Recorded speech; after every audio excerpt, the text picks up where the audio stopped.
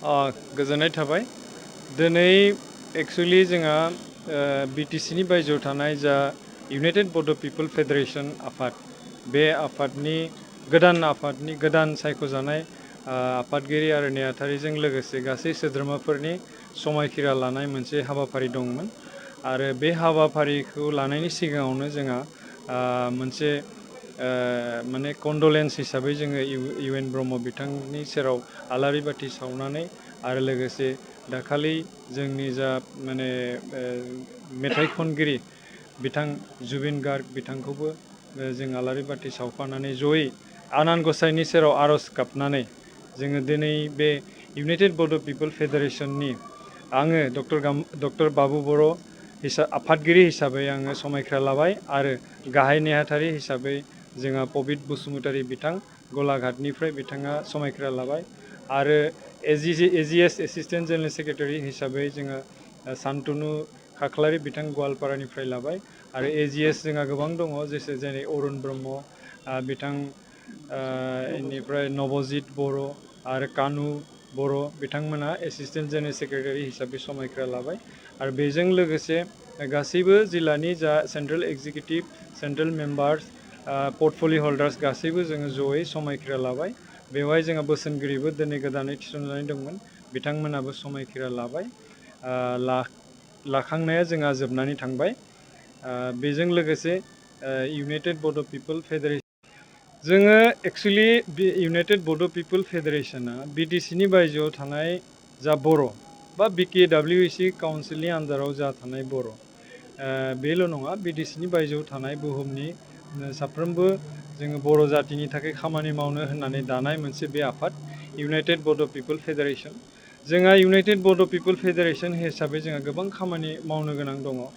actually जोंनि आगोल एक्जिस्टिं जोंहा इउबिपिअ होननाय मोनसे आफाद दंमोन बे आफादा दिनै बिकेडब्लिउसि काउन्सिल मोननानै बिजिबिजों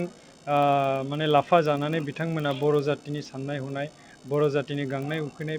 बेफोरखौ बिथांमोना बावगारलांबाय बे बावगारलांनायनि जाहोनाव जोङो दुखिनानै जोङो मोनसे जों दुखुजों जों मोनसे इउनाइटेड बड' पिपल फेडारेशन दादोंमोन आरो बे बेलायै जोङो दिनैसिम आसामनि मोनफ्रोमबो जिल्लायाव जोङो जिल्ला आफाद दानो हाबाय आनसलिक आफाद दानो हाबाय आरो दिनैसिम जोङो मोजां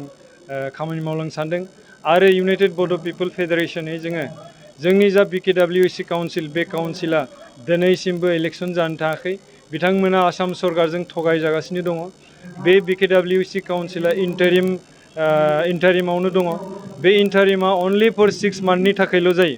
नाथाय बिथांमोना दिनै एक्सटेनसन खालामै दिनै 5 बोसोर जाबाय 5 बोसोरसिम दिनैसिम बिथांमोना भिलेज नटिफिकेसनखौ कमप्लिट खालामनो हायाखै कनस्टिटिउसि कमप्लिट खालामनो हायाखै दिनैसिम गवालपारा आरो राभा आसमनि जा बर'फोर बिथांमोनखौ दिनैसिम माने मोजां लामायाव लाबोनो हायाखै बेनिफ्राय सनितपुर आरो बिश्वनाथ बे मोननै जिल्लाखौबो बिकेडब्लिउसिनि आन्दाराव सोसननो हायाखै माने बिटिसिनि बाहेरायाव थानाय गोबां बर' जातिनि जा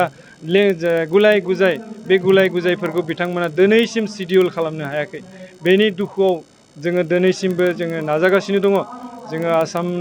आसामनि गिबि मन्त्रि डक्टर हिमन्त बिश्व शर्मानि सेराव जों गोबां खेब मेमरेन्डाम हैबाय गभर्नरनि सेराव गोबां खेब मेमरेन्डाम होबाय जे जों बिकेडब्लिउसिनि इलेक्सन जानांगौ आरो फुल फ्लेजेड जानांगौ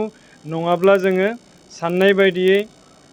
जोंनि साननाय बायदियै जोङो थाखा फैसा फान्ड पलिसि मोननाय नङा बे खोथाखौ जोङो बारम्बार जोङो गभर्नर आरो आसामनि गिबि मन्त्रि बिथांमोननिसिम जोङो फोरमायबाय थादों मेमरेन्डामनि थ्रुयै खामानि मावगासिनो दङ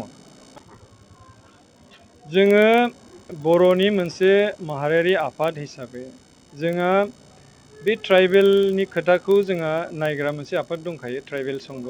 बे ट्राइबेल संघआ इतिमध्य गावसोरनि साननाय हनाय आरो ट्राइबेलनि जा नर्म्स बे नर्म्सफोरखौ फोरमायनानै बिथांमोना सोरखौ लानो हागोन सोरखौ लानो हाया बेयाव बिथांमोना अलरेडि मत होखादों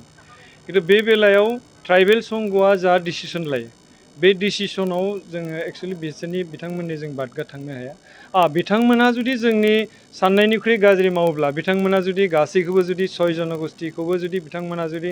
एसटि खालामनो नाजायोब्ला अब्लाना जों बेयाव बिरद खालामगोन दा बेयाव जों बिरद दङ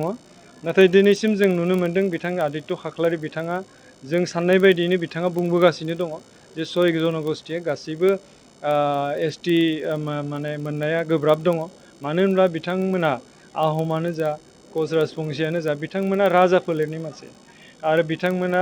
राजा फोलेरनि मानसिया बेबादियाव ट्राइबेल मोननो हानाया गोब्राब आरो सा जन'गोष्ठी